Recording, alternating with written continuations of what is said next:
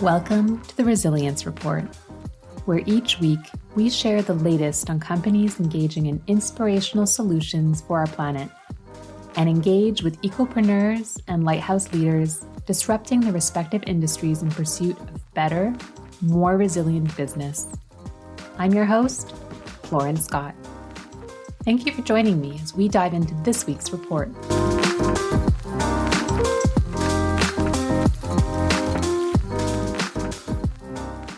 As we get closer to wrapping up the year, numerous reports are coming out regarding the state of renewable energy around the world. At a very high macro level, we're investing more in renewable energy than ever before, especially in solar and wind power. Last year, a record-breaking $622.5 billion were invested in renewable energy. Most of this money went into solar panels and wind farms, with a 70% increase in tech investments like batteries for energy storage and solar panels. In fact, renewable power installations attracted far more investments than fossil fuel power plants did in 2023. You might be asking yourself, well, which countries are leading the charge? China sits number one with 44% of global renewable energy investments, followed by Europe at 20.9% and the US at 15%. Renewable energy generated an impressive 30% of the world's electricity in 2023, which is a massive increase from just 21.7% in 2013. At last year's COP28 in Dubai, governments agreed on a big goal: triple renewable energy capacity and double energy efficiency by 2030. While we've made some great progress, we're still not quite there yet. Of course, so much depends on regulations. So changes in governments, whether it's in municipal, state, or provincial level, and especially country level, can have a big impact. To help us all get ready for the year ahead, one that I'm sure will be full of exciting progress, I have pulled together a special renewables and energy storage deep dive for us. These include our talented past experts, ranging in areas from microgrids to energy storage to renewable financing. These include Hassan Shahryar, president and founder of Adapter Inc., Rod Matthews, co-founder and CEO at Brevian Energy, Lauren Dubé, the Vice President and Director of Good Things at Climate First Bank, and Yoram Ashri, CEO at Nostromo Energy.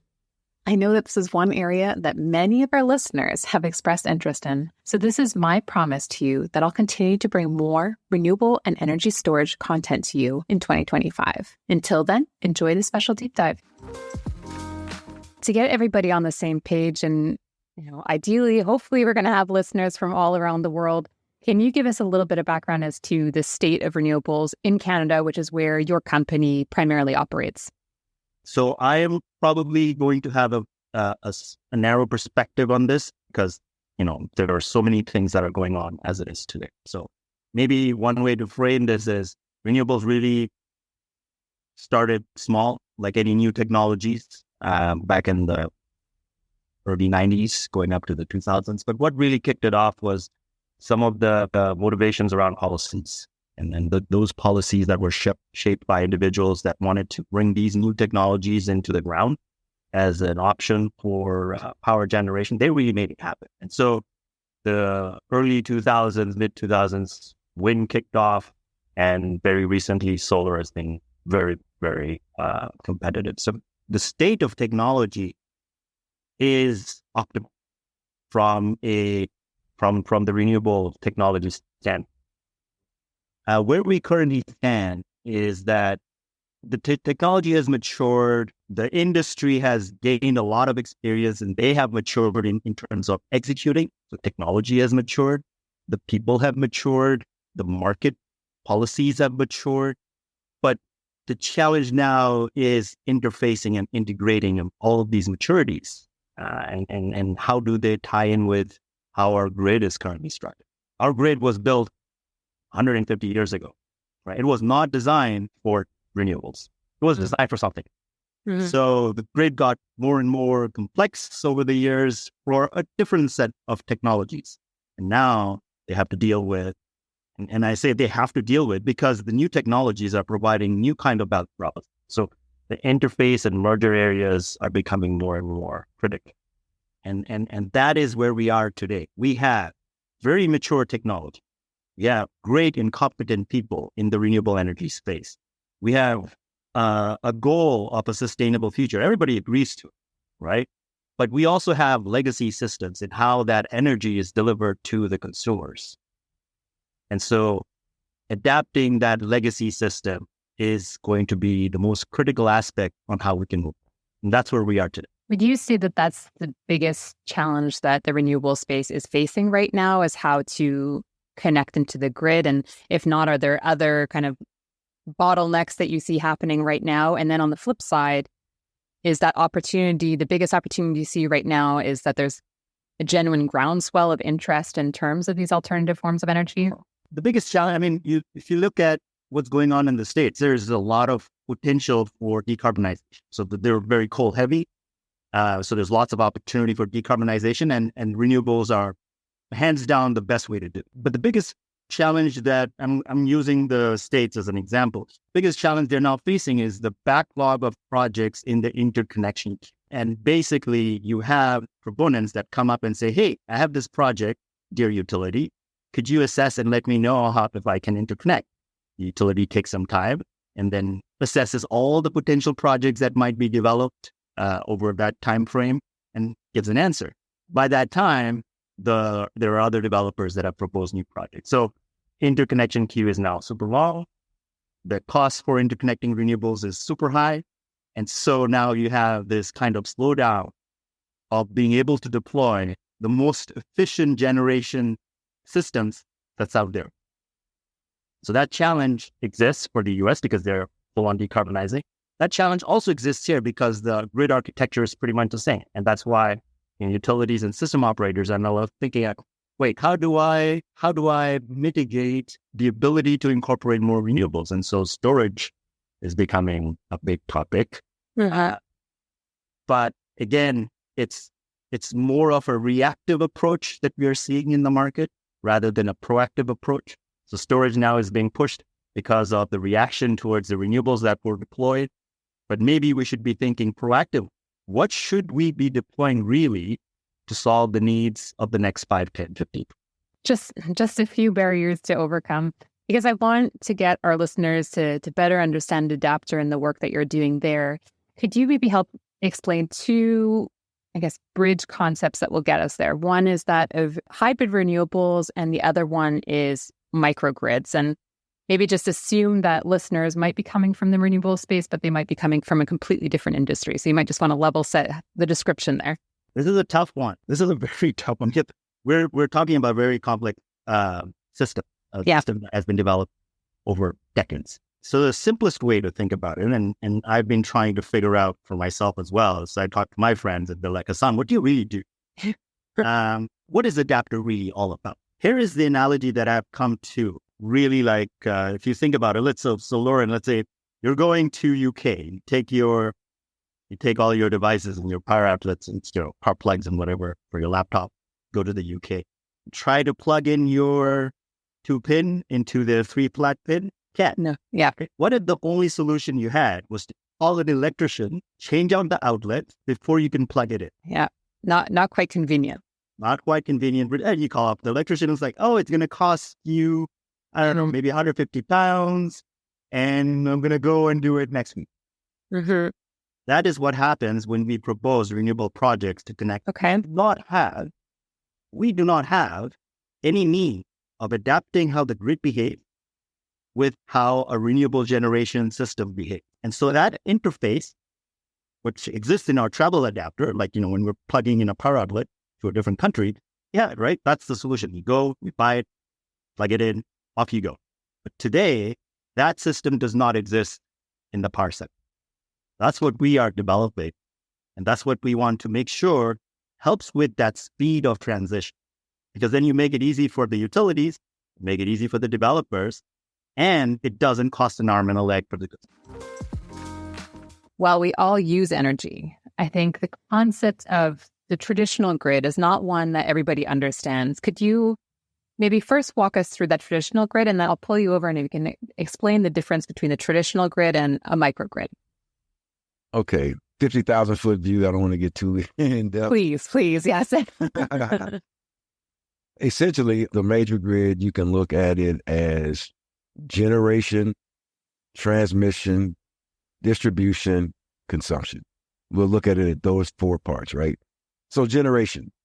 Traditionally, you're looking at these large power plants that boil water to produce steam to turn a generator. Now, there are several different ways they can use to heat up that water. A lot of times they use coal as a mixture to get the water to steam temperature. Sometimes they use nuclear power. Sometimes they use natural gas. But in a lot of places, they use coal to do that. Now, when they use that coal to heat up the water to turn the generator, that power gets transmitted over long distances because, you usually have a 500-600 mile radius sometimes that each one of these power plants can cover. And that gets transmitted to an area, maybe 300-400 miles of transmission lines. And then that, because it's easier to transmit power at a high frequency or at a high level, then they step that down and distribute it to an area. That's where you see your substations, all the houses and businesses or whatever, they're connected to a substation in an area.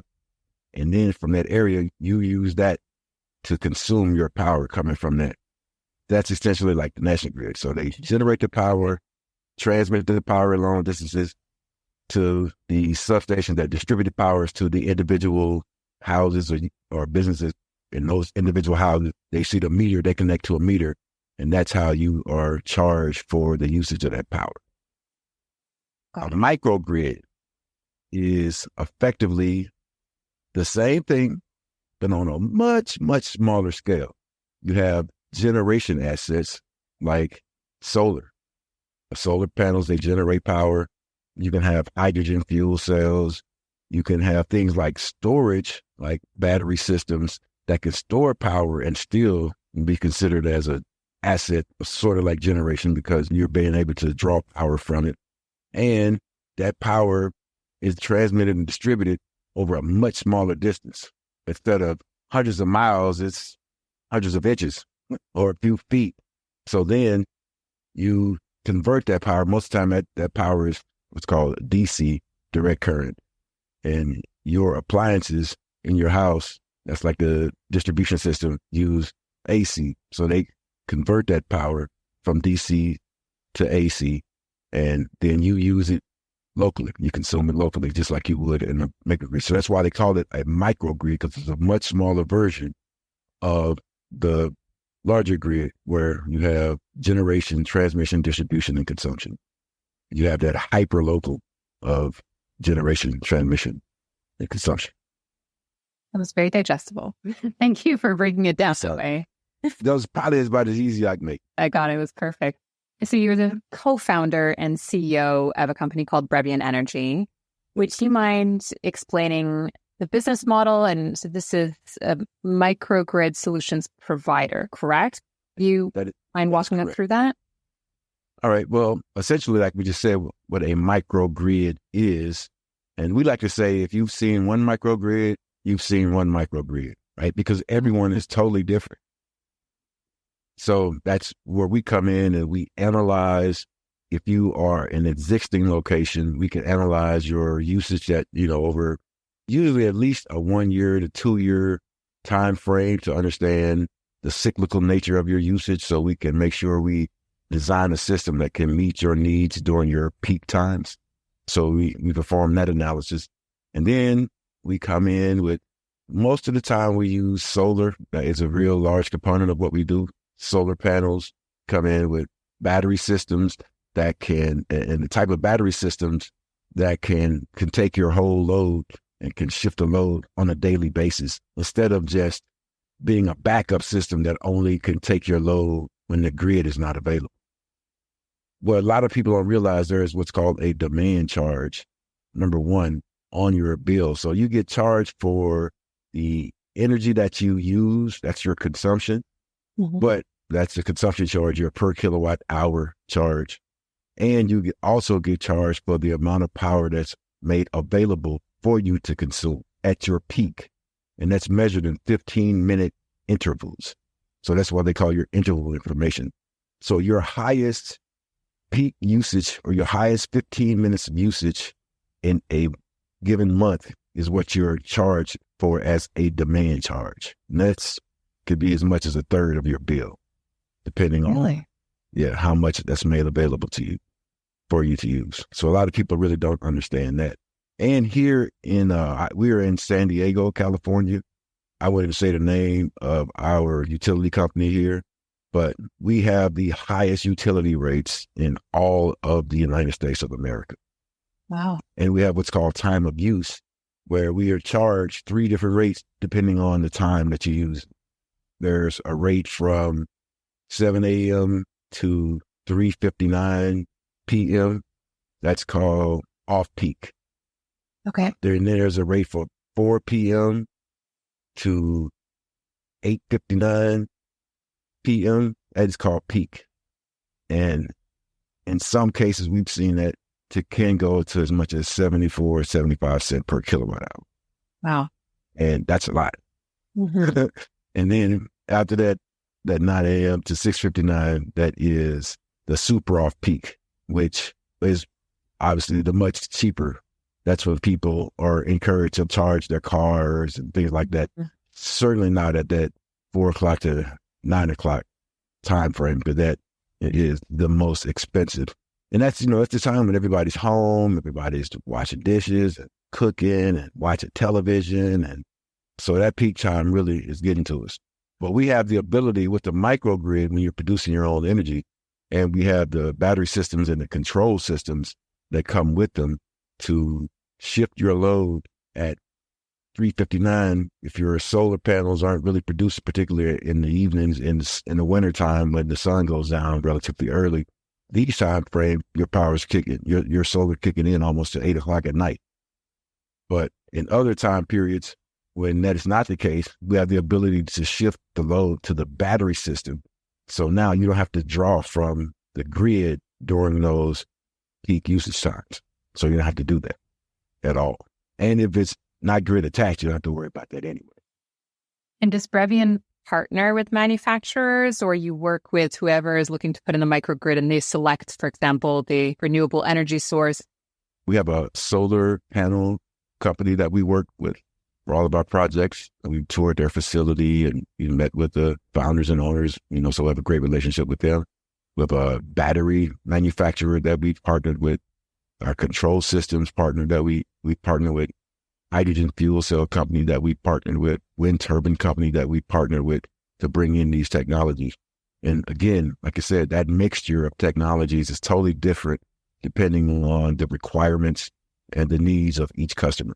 Some customers may be more mission critical than others. Some customers may be more cyclical in nature, like a school.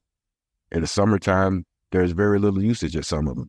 Some of them may have summer school, but some of them may not. So it really kind of depends. Some have requirements to operate 24/7. They're a manufacturing company. So it really depends on the usage and the nature of each particular individual customer. Would depend on that mixture of technologies they would need to sustain them. Based on your comment that once you've seen one microgrid, you've seen one microgrid, I'd imagine your answer is going to be yes to this question, but is there a big difference between microgrids that you have for residential setups versus commercial? For us, we only do what's called C&I, or commercial and industrial. We don't necessarily do individual houses. Now, we would work with developers to do a neighborhood, individual neighborhood. So we would supply power, feed power directly into that substation. So we could help to eliminate a lot of those charges for a particular neighborhood, particularly new development. Now, we can really do that quite easily. And here in California, there is a mandate year 2000, January 1st, 2000, that any new home that's constructed must be net zero consumption, meaning they must produce as much power as they consume. Wow. And a lot of that they're doing with solar, but we're looking to partner with property developers who would build these new communities that we can do that for the entire community instead of each individual house. And do you see a difference? It sounds like California at a state level is very unique. Do you see a difference from state to state and possibly even country to country when it comes to the market for microgrids? Oh, absolutely. Absolutely. Particularly here in California and a lot of the West Coast states, there are several local incentives There are several incentives by the investor-owned utilities in each of these areas and by the state, by the California PUC, Public Utilities Commission. Now, there's all kind of federal money that's available as incentives, but we pair that with the actual state that have incentives, such as the Self-Generation Incentive Program, or SGIP, that's here local and unique to California, that offers an additional layer of incentives for people to get these projects financed. So with the combination of the Inflation Reduction Act that we've seen, which can pay up to 40, 50, 60% of your project between incentives, and even now, depending on your status, even some direct pay, and you pair that with some 30% incentives for bringing in battery storage and things like that with these local incentives, and a large portion of these projects are paid for a lot with incentives. Up to 70% of these projects are paid for directly with incentives. That's why you're seeing such a huge demand for the services. And frankly, with the market that we're focused on, there's not a lot of people really focused on that market. We feel it's underserved, that below 1 megawatt or that small to medium-sized customer, people are either focused on the individual residential or they're really focused on the larger utility scale projects. So our core focus is on that small to medium-sized customer that has a real need. And we feel that we can make an impression doing that. The marketing hat in me loves the tagline of Climate First Bank, which is "Bank like tomorrow depends on it." And maybe to start things off, you touched on that lightly, but can we start by looking at how maybe traditional banks have fallen short when it comes to this future-looking, environmental impact-looking way about banking? Yeah, I think, at least most of your podcast listeners would agree that, climate change is real. Like, we see it in a lot of our day-to-day, especially me here in Florida, who gets hit with, really impactful hurricanes. I used to live in California, where there was, weeks where I couldn't go outside without proper, masking protection, so breathing in smoke. So it's always been a really real part of, my life as dealing with these effects of climate change. I mean, I literally don't take my dog for walks in the middle of the day because of the extreme heat here in Florida. So we know that climate change is an issue from a scientific point of view, but what we're finding is that for a lot of times, those traditional larger banks are still heavily invested in the fossil fuel industry. Obviously, there's still a heavy reliance on fossil fuels and therefore a need to lend to them. But what we're seeing is that those lending activities continue to increase. They're not backing down. So for us at Climate First Bank, it was going back to the whole, me as a consumer with a set of values, what bank am I supporting their lending practices? Or then for us, Climate First Bank becomes that option for folks that do believe in climate change, want to see more investments go into projects like renewable energy, solar panels, the greenification of infrastructure, and want a place to align those deposit dollars with their values. So when we say bank like tomorrow depends on it, it quite literally does, because we're trying to create a movement in which more investments are going towards projects that are needed most. You're definitely disrupting a very traditional industry. Maybe if we can speak to the genesis of the Climate First Bank coming to be, it is clearly a very different model. If you could maybe speak to that a little bit more about what makes it so different than maybe what most of our listeners are used to when we're talking about banking. Yeah, it might be helpful for me to tell just a little bit of a story on how Climate First Bank was founded. Sure. Our founder, CEO, Ken LaRoe, actually started a bank a while ago. It was called First Green Bank. That was here in Florida. And First Green Bank had a very similar mission, and it was sold. And that mission didn't stay a part of our community. So he was actually reading a book called Project Drawdown that obviously details a lot of the projects and initiatives that would actually draw down carbon from our atmosphere, and was like, what if we paired climate solutions to these initiatives? There was a disconnect between we know what some of those solutions are, but where's the financing for them? Where's the capital for those projects? So that was a big reason why Climate First Bank was started. Was one, Ken had kind of had it in his heart to create this model for change in the finance industry that didn't really get a chance to stick around, and saw that we know what to do. It's just putting the capital behind it. So when we talk about what makes Climate First Bank different, it's really that. It's how do we shift capital in the direction of projects that are important to our future, and how we transition to renewable energies or have more, EV charging infrastructure or greener buildings. So for us, it's all about how we invest in projects in those spaces, as well as educate those that are coming along for the ride and things that they can do in their own businesses or own day-to-day lives to be more sustainable.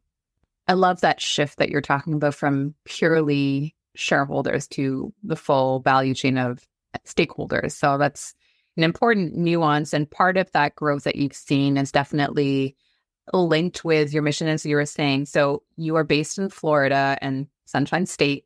It obviously makes a lot of sense that your bank is directly linked with a lot of solar projects specifically, and offers a couple of different options that I don't think are necessarily very traditional through a bank. Could you speak to how the organization has been supporting the transition towards renewables within the state?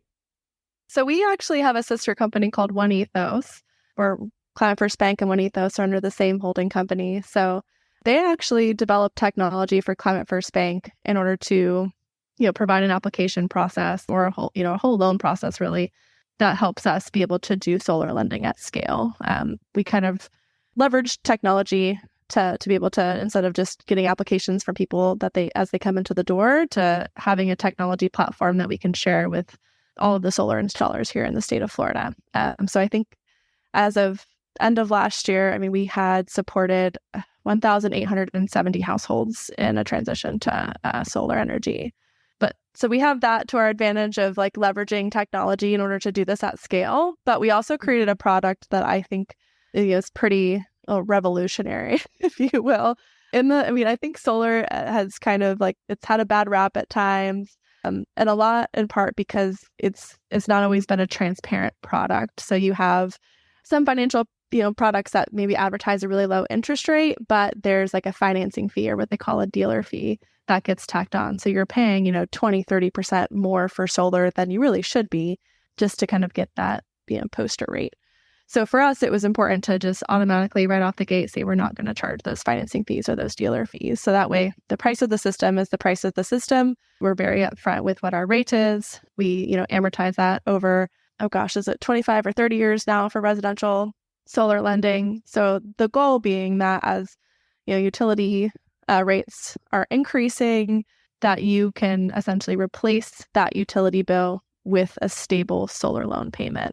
Mm-hmm. So if I'm paying, $200 for electricity here in 2024, which might increase to, $250 in the years to come, if I locked in a solar loan rate at, $175 a month, I have that ability to save money in the future. And I also have that stability, not to mention if you have all the battery backups and stuff, not getting to lose power during a hurricane is a nice advantage too. But yeah, I think it's the product, it's our technology partner, and it's really helped us do this at scale in a way that I think it's transparent and it's fair, and it actually has an advantage or provides an advantage to our customers that we're serving as well.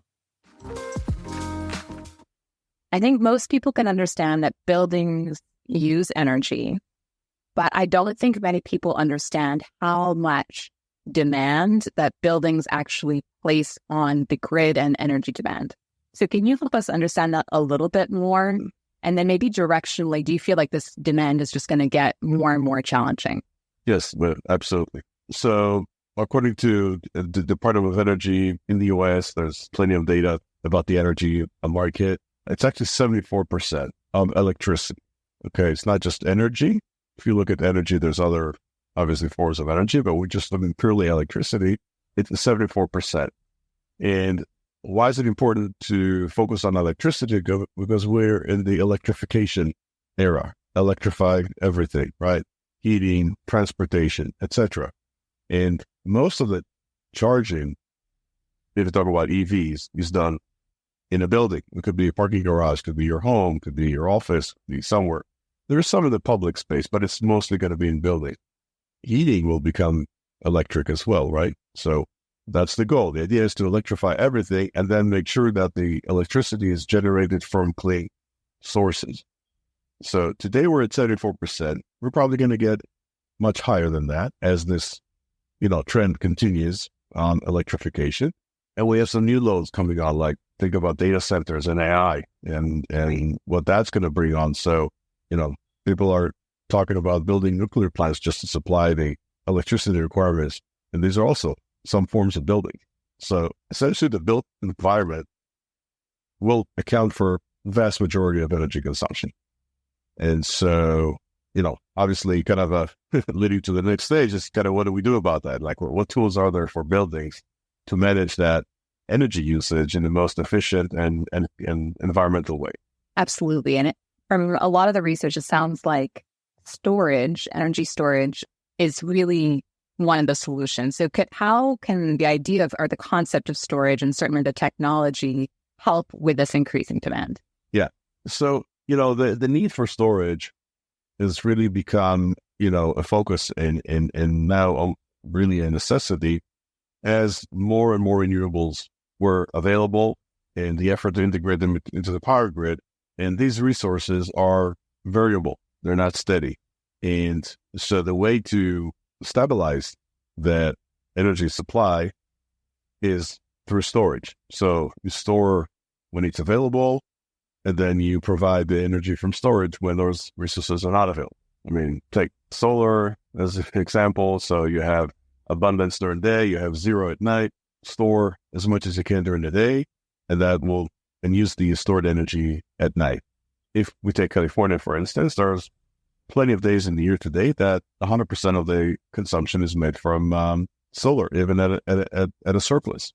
On the other hand, when you come to the peak hours, which is like between 4 and 9 p.m., the sun is going down, demand is going up, you have that daily ramp-up phenomena, and then you start to use all the peaker plants, all these inefficient gas turbines that just work a few hours a day, and therefore they're least efficient and most polluting, and that those account for a very significant portion of most of the carbon emissions related to electricity production. Storage can help you avoid that. So if you can use the energy during those hours instead of using those peaker plants, then you'll be saving a lot of carbon and other pollutants released to the atmosphere. So that's where storage really comes to the equation. And tying that to buildings is because you can put storage in two places. You can put this on the front of the grid or the meter, or let's say on the grid side, on the supply side. Okay. So you have a generation source. Doesn't matter what source of it could be renewable, could be any type. And that's charging the batteries. And then when you have, when you want to use the stored energy, you just run the electrons through the grid, through the wires.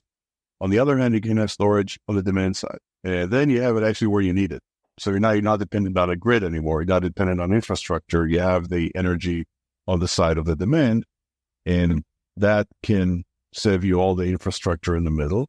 It's much more reliable and resilient, okay, because you already have it on the side of the demand, not on the side of the supply. And that's where buildings come into play, because that's when 74% of electricity is consumed. So that's where you really want to have that storage in place. And that's why we believe that buildings have not just we, but I think it's now supported by many other groups and regulators and so on, that buildings have a key role in the whole energy transition and modernizing the power grid. And storage in buildings is a major component of that. I think two pieces in that for me are a big eye-opening moment, because I, again, have worked in the renewable side, and certainly we're talking about storage, but I think we were mostly talking about storage on the supply side. So I'm less familiar of learning about actually having storage where you need it and having that locally. So I think that's brilliant. And from a storage side, also, I've always associated it probably with your classic battery, or at least that's how I picture it from a storage standpoint. But the technology at Nostromo Energy is really different. And I would love for you to share how that is different, because I didn't even know necessarily that this existed. So I think our listeners would love to learn more. Sure. Well, love to. Yeah. So storage is almost synonymous with batteries, with lithium batteries, and just Google energy storage, and this is what you're going to find mostly. And because, when the grid started to procure more storage, lithium was the technology available, still is, but because of the safety issues, and we know what's happening when a little scooter goes off in an apartment, and the dangers of lithium when it catches fire. So for that, most of that went on the supply side. It's easier to put a battery farm outside of the field, so where damage gets easily contained, as opposed to building it or an apartment. And so that's how, and so it's easier to scale and build big storage facilities in those outer areas. And that's why all storage right now, not all, but 90+% of storage goes on the front of the meter or the grid side. Buildings don't really want to have those, big, if you were thinking like an office building or a hospital or hotel or any of those, they would need batteries in the scale of several megawatt hours. Okay, this is several containers of lithium batteries. They don't want to put those things inside a building for obvious reasons. And so that's why they really didn't think that storage is relevant, because storage is batteries. No, we don't want that. So they're not in the game. So only 1% of storage really goes into the commercial buildings, which are the biggest users. So if we talk about 74% of the electricity in buildings, 50 to 60% goes into the commercial and industrial, and the rest goes to residential.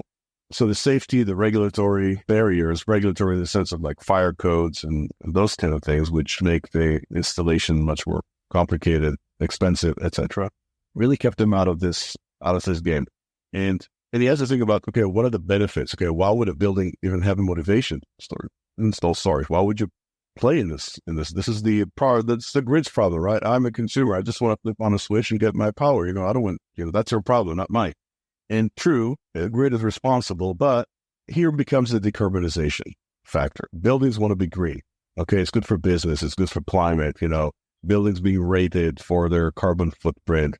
In real estate investors raise their capital, it reduces their cost of capital if they're showing the buildings have a better carbon profile.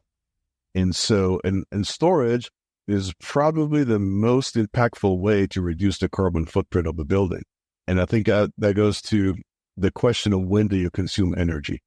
Because if you consume the energy while, most of it is clean, you can consume how much you want. I mean, it's like good cholesterol and bad cholesterol. Well, so you got good kilowatts and bad kilowatts. If you go consume them all good kilowatts, nobody's going to care how much. When you consume the bad ones, that's when it's a problem, because those are emitting a lot of carbon. So if you can draw electricity during the day when it's clean, first of all, your carbon footprint is pretty small, is low, could be even zero. If you can draw more and store that, then during the evening and using that during the evening, that allows you to avoid using the more carbon-intensive electricity of the evening, and instead use it from your storage. And by that, you can reduce your carbon emissions from the building. And now the building has an incentive to do that. The other incentive is that electricity costs are starting to climb rapidly. Part of that because of the energy transition. There's more infrastructure to be placed. Sources are less reliable. Again, that's the nature of renewables. And that brings more costs to the power market. And we see that reflecting on the consumer prices. So how can you save energy costs with storage? Same thing. If you have a time of use tariff, which is in most states you have, then you have peak prices and off-peak prices, and you can store your energy during off-peak prices and avoid using it during peak prices. You're playing this arbitrage, and you're able to reduce your energy costs. So buildings now are getting a big benefit from installing energy storage, and it's getting more interested. And then comes the question of the technology, okay? Because lithium is, like we said, is a problem from a safety perspective. And so looking at safe technologies, and this is the category that we're in, thermal energy storage, specifically for cold energy, is a completely safe category. We're not the only ones who are doing it, but we have engineered it in a way that almost every building can install that. First, let's talk a little about what thermal energy means, and then we can, how do the practical side of that. So about 50% of the energy in a building goes for thermal conditions, heating and cooling. We're taking care right now of the cooling side because this is what's using electricity. Okay, heating is still mostly gas. And cooling uses in big buildings machines called chillers. Chillers are huge machines, big compressors that what they do, they cool water down to like 45 degrees Fahrenheit, that water circulates throughout the building. Talk about hundreds of tons of water that circulates in the pipes of the building, goes to every space in the building. There you have some fan coils that blow air over the water coils, and that's how you get your air conditioning, and then goes back to the chiller room to be recooled again. That takes about half the electricity that the building is using. Okay, that's the biggest use of electricity in the building. If you can store that energy and provide that, instead of using chillers, have a device that stores cold energy and cools that water instead of using a chiller, you can drop the consumption of the building by half when you supply that cold energy from this storage device. And that storage device is what Nostromo is doing. We call it the icebrick. Okay, it's called icebrick because we store it in water. Water, when it freezes, changes phase from liquid to solid. It stores a tremendous amount of energy. It's 80 times more energy than the energy you use when you just change the temperature. It's just with the rearrangement of the molecules from a liquid form to a solid form, you store 80 kilocalories, whereas per gram of water, whereas if you just change the temperature, it's 1 kilocalorie. So 80 times more. And we use electricity to freeze that water during off-peak hours or during we have a surplus renewables. So it's in a cheap and a clean way. And then when you want to use the energy, let's say you're on peak prices or your pipe carbon footprint electricity, instead of using a chiller, you just use those ice and cold energy in the ice and use that to cool the water of the building instead of using electricity. It sounds like very simple, but the engineering is a little more complicated. You want to do this very efficiently. You want to do this in a compact way. How do you install this in the building? There's a lot of practical challenges in doing this. And that's where our technology has been pretty successful in engineering this concept in a way that every building can have it. That's so fascinating, because so much of the conversation, at least if you're reading the news in this area, is really just around this idea of our grid can't handle electrification of where we're going. And so this sounds so complementary to that transition of making sure it's more balanced and steady throughout.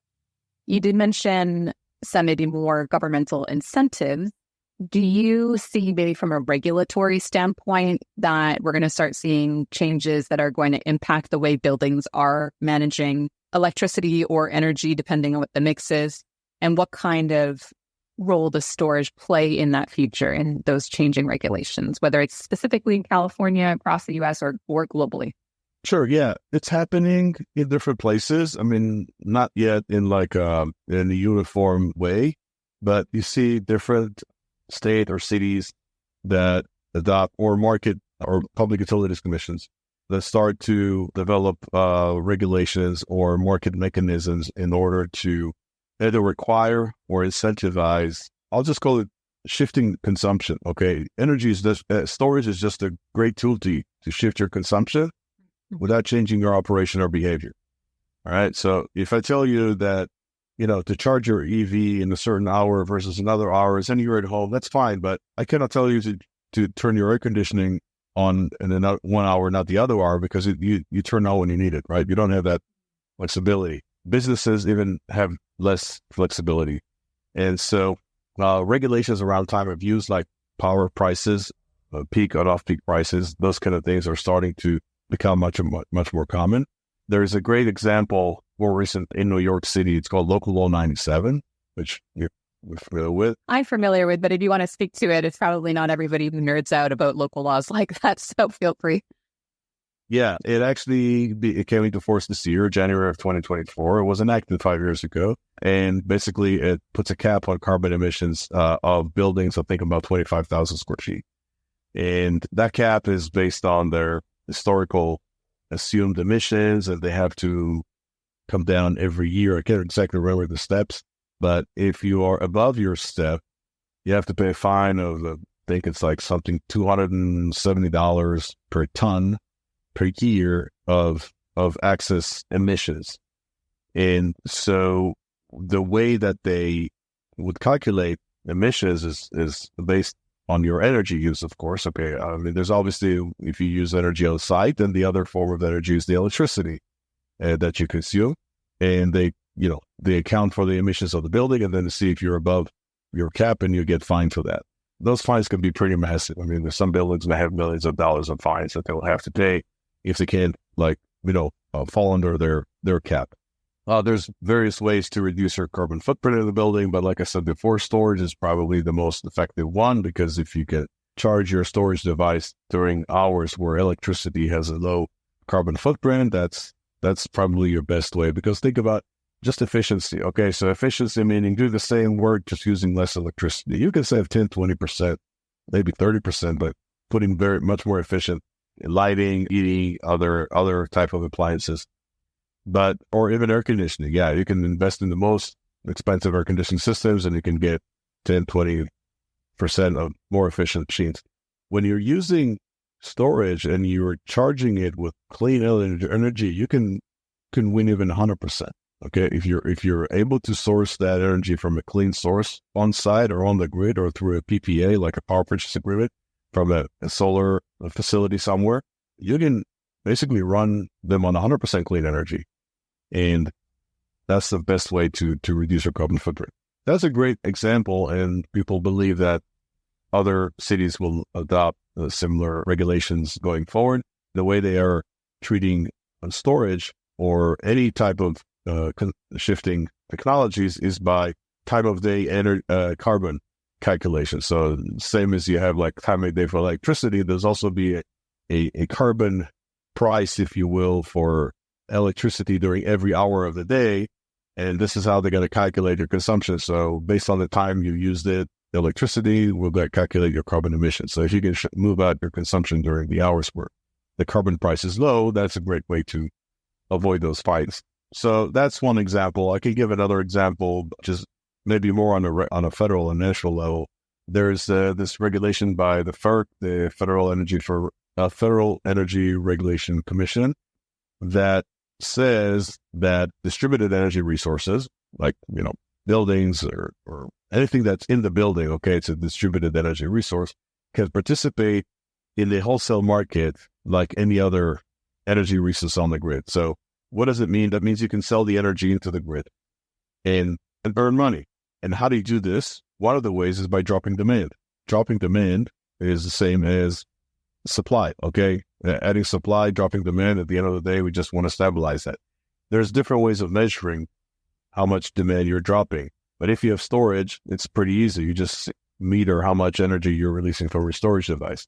If you do this based on the market signals, that is through the system operator, you can provide a bid and you get a schedule and you operate it based on that schedule and you get bid and you get paid. And that's part of your economics of a system. It's a little complicated to do. That's something that we provide our customers as a service, but that enhances the economics, make it much more profitable to install this kind of technology. So that's a great example of how market mechanisms can provide the incentives without putting any more dollars. It's just redistributing the dollars. So now they can even call it democratizing the market, because now a building owner can, hey, I can participate in the energy market and not just a big power plant. Like, we're both part of the same market.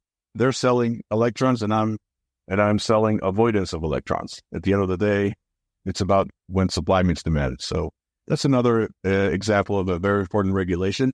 It's adopted in a few states right now, but it's mandatory. So ultimately, it's going to be country across all the U.S.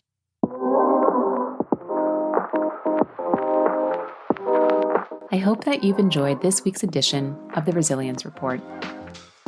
If you would like to hear and see more, be sure to check out @The Resilience Report on YouTube, Instagram, and LinkedIn. Until we connect again, remember, even on the darkest of days, we all have the opportunity to be a lighthouse for others as we collectively pursue better, more resilient business.